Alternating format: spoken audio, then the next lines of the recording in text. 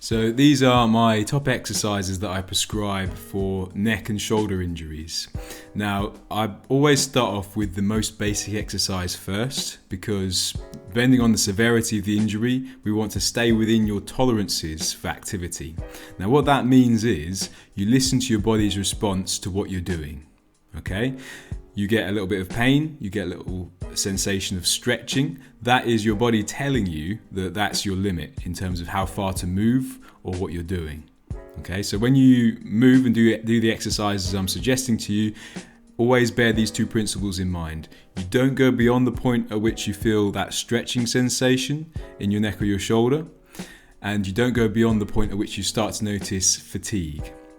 Now, fatigue is a sensation of either weakness or that slight burning sensation. So if you feel like something's feeling a bit heavier, like you're moving your shoulder and you think that's feeling heavier than it did to start with, or if you're starting to notice fatigue in the feeling of that slight hotness, slight warmness that you get in a muscle when it's working, that's the limit. I don't want you to do any more than that. That's the end of the set, essentially. And at which point you need to rest that injury. You need to rest that tissue afterwards. So the first exercise that I prescribe for neck and shoulder injuries is actually breathing. Okay, now you can do this in the resting position depending on how severe your injury is. Resting positions such as supporting your arms and supporting your head, and you take a breath in, and if you start to feel a pulling sensation in your neck or your shoulder, that is your limit. So you don't inhale any further than that, you exhale again. And you just repeat that 3 or 4 times. Now you might think, I'm breathing anyway, why do I need to do this exercise specifically? There are a couple of reasons. So the first reason is you're measuring your tolerance to the movement. And what I'd expect is over time that you can breathe in a little further as your injury gets better. The second reason is that your body only adapts to things that you specifically ask it to do. So if you want to get bigger biceps or a stronger shoulder, a stronger neck, you have to exercise them specifically. And that means doing things for repetition, and over time your body will adapt to that movement. So that's the first exercise. Like I said, deep breaths. So you breathe in, feel that point of tension, that slight point of stretch, exhale again. If you breathe in further, it might start to hurt, and again, we don't want to go anywhere near that point, so you need to stop when you start to feel that point of stretch. The second exercise that I recommend is head turns. Again, this is easier in the resting or supported position. So if you have your head resting on something, resting back onto a headrest of a chair or back onto your sofa, your neck will feel much more comfortable because the weight of your head is no longer going through your neck. And in that position, you simply turn your head within the comfortable range again. Repetition-wise, I tend to recommend more than 10. Okay, so if you can go to the point where you get to 10 repetitions and you're getting tired, that's fine. So you repeat the movement until your neck starts to feel like it's getting a little bit more difficult. So it's a little bit more difficult to turn your head. Then you simply rest, take a few deep breaths, rest your arms, because the weight of your arms will be pulling down through your neck. So you need to rest your arms on a cushion in front of you, and that will make such a difference in how you feel afterwards, okay? That's useful because your neck will stiffen up. No matter what you do, if you're sat at work, working at a computer, or you're driving, even just resting at home, your neck is going to stiffen up from lack of movement because it's trying to repair itself, and that's what your body does to repair itself. It stiffens up. So doing this as an exercise will help to reduce how stiff your neck gets, how much pain you get during the day, and your recovery rate as well. So it will improve your recovery rate. The next stage of the exercise that I recommend for neck and shoulder injuries is shrugs, okay, which look like this. You simply raise your shoulders up towards your ears, and then you gently lower them again.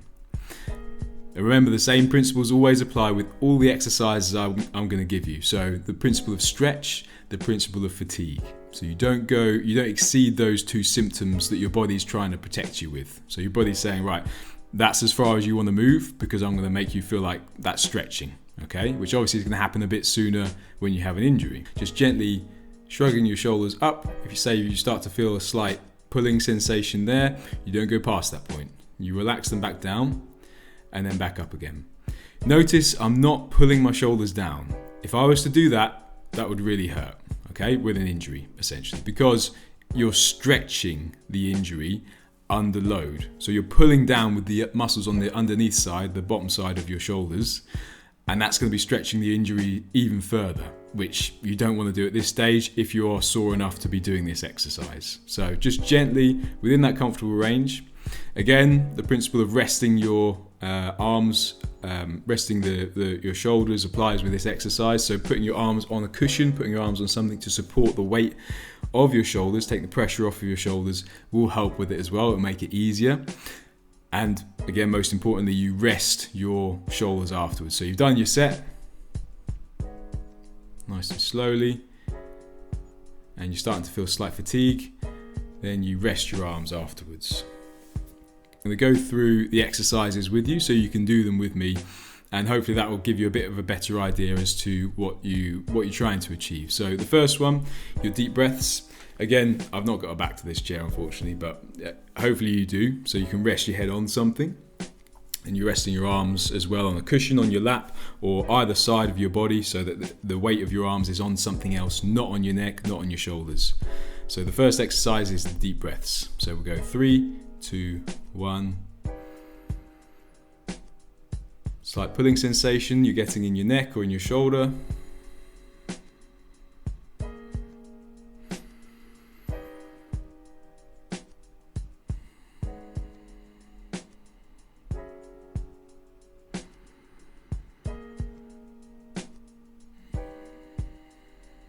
Obviously, staying relaxed during the process helps.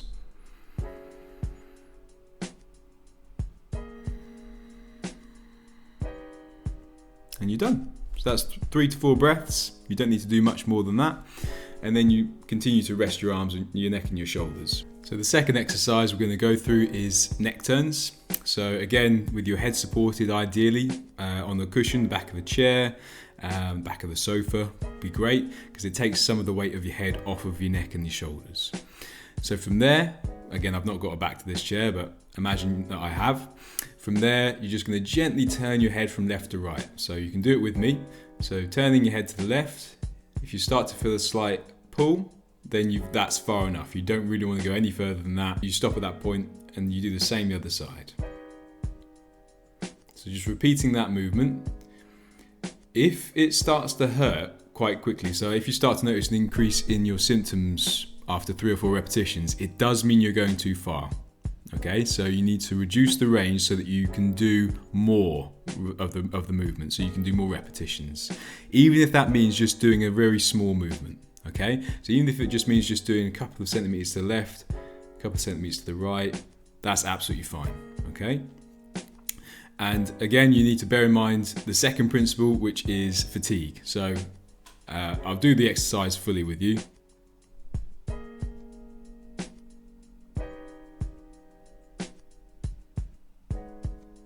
That's 2 repetitions, 3, 4, 5, 6, 7, 8. So that's the second exercise, turning your head. The third exercise is just gently moving your shoulders up and down. So we do them together. You ready? 1. Again with your arms supported, please. 2, 3, 4, 5, 6, 7, 8, 9, 10,